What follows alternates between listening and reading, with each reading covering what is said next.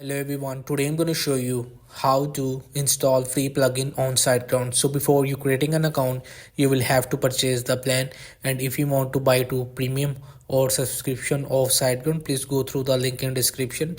You will get a referral code from me. So after creating your account, just log in, and to start log into your WordPress dashboard and navigate to plugin add new.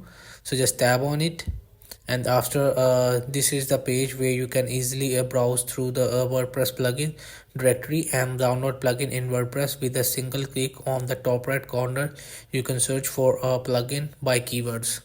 So whatever you want to install plugin, you will just type.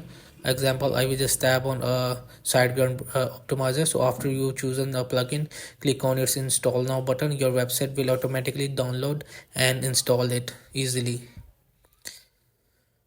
So once the installation completes, the install now button will turn into an activate button. By pressing it, you will activate the plugin for your website easily.